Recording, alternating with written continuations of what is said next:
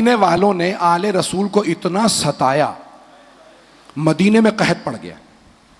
اب مدینے والے سارے مسجد نبوی میں جمع ہوئے، کہا پروردگارا یہ تیرے نبی کا شہر ہے، بارش برسا دے۔ اب انہیں کون بتائے کہ جس نبی کا تم واسطہ دے رہے ہو اسی کی آل کو ستا رہے ہو۔ بارش نہیں ہو رہی تھی، پھر بھی راوی سعید ابن مسیب جو ہے وہ اہل سنت کا راوی ہے، وہ کہتا ہے میں دیکھ رہا ہوں لوگ دعائیں مانگ رہے ہیں، گڑ گڑا رہے ہیں، لیکن دعا قبول نہیں ہو رہی، پروردگارا بارش برسا دے، بارش برسا۔ راوی کہتا ہے میں نے دیکھا اتنے میں ایک سیاہ فام سمجھتے ہیں نا، افریقی حبشہ کا غلام، موٹے موٹے ہونٹ کا آیا، اور آنے کے بعد تنہائی میں کونے میں بیٹھ گیا۔ راوی کہتا ہے میں نے دیکھا ہے سیاہ فام لیکن ماتھا چمک رہا ہے۔ کبھی کوئی بلال ہوتا ہے، کوئی قمبر ہوتا ہے، کوئی فضا ہوتی ہیں، اسی لیے کبھی کسی کو رنگ نسل کی وجہ سے حقیر نہ سمجھے۔ بات پہنچ رہی ہے؟ مجھے نہیں پتا لوگ ہیں یا نہیں۔ تو اب وہ راوی اہل سنت کا کہتا ہے میں نے دیکھا سیاہ فام کونے میں بیٹھ گیا، اور ایسے آ کے بیٹھا کسی کو پتا نہ چلے کہ میں بھی مانگنے آیا ہوں۔ راوی کہتا ہے میں اس کی جا کے پیچھے ایسے بیٹھا جیسے میں سن نہیں رہا۔ اس نے ہاتھوں کو اٹھایا کہ پروردگارا تجھے واسطہ میرے مولا کا، مدینے والوں پہ بارش برسا دے۔ کہا اچانک بارش ہونے لگی، سارے مدینے والے خوش، ارے ہماری دعائیں قبول ہو گئیں۔ راوی کہتے ہیں مجھے پتا تھا ان کی دعائیں قبول نہیں ہوئی، اس حبشی غلام کی دعا قبول ہوئی ہے جو کونے میں بیٹھا۔ کہا وہ اتنا خوددار تھا، فوراً ہاتھ نیچے کر لیے کسی کو پتہ نہ چلے میری دعا قبول ہوئی۔ توجہ، کہا پروردگارا میرے مولا کا واسطہ، کہا اور اٹھ گیا۔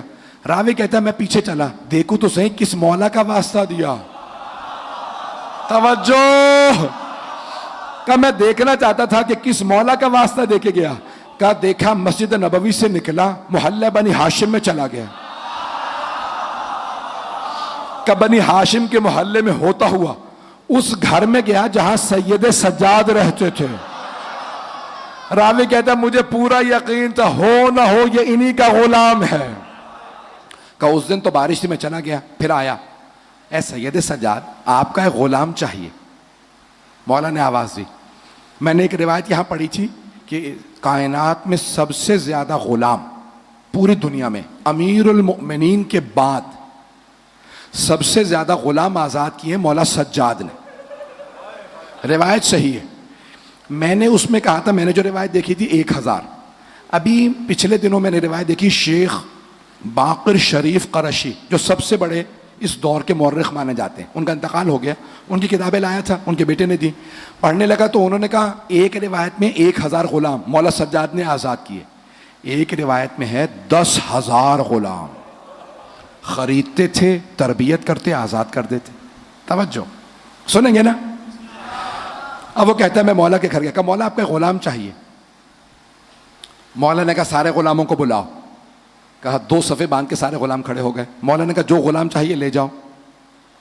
کہا میں نے غلاموں کو دیکھنا شروع کیا، کہا مولا جو غلام مجھے چاہیے نا وہ ان میں نہیں ہے۔ مولا نے کہا وہ جو چھپ رہا ہے اسے بلاؤ۔ وہ جو غلام چھپ رہا ہے اسے بلاؤ۔ غلام کو بلا، کہا مولا یہی غلام ہے۔ مولا نے کہا جاؤ یہ غلام تمہارا۔ وہ راوی کہتا ہے سید ابن سنی راوی ہے، وہ کہتا ہے میں نے دیکھا اس غلام نے ہاتھ اٹھایا، کہا پروردگارا تو جانتا میں نے تجھ سے وعدہ کیا جب تک زندہ رہوں گا سید سجاد کے در پہ رہوں گا، یا تو میرا وعدہ پورا کر دے یا پھر مجھے موت دے دے۔ راوی کہتا ہے میں نے دیکھا وہ زمین پہ گرا، انتقال کر گیا۔ اب میں نے پوچھا سید سجاد یہ غلام کیسا غلام تھا؟ مولا نے کہا یہ میرا غلام مستجاب الدعوات تھا۔ نہیں پہنچا سکا۔ مستجاب الدعوات کہتے ہیں جس کی ہر دعا قبول ہوتی ہو۔ ارے جس کا غلام ایسا ہو سوچئے مولا کیسے ہوں گے۔ اب تمام اہل سنت کے محدثین نے لکھا، وہ راوی کہتا ہے مجھے بس ایک افسوس رہا میں اس غلام سے اپنے حق میں دعا نہ کرا سکا۔ میں کہوں گا بڑے بد نصیب ہیں آپ، وہ غلام جس مولا کے صدقے میں ایسا بنا تھا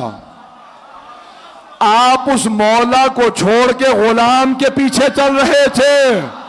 غلاموں کو چھوڑو. نہیں ہے، پتہ نہیں لوگ ہیں.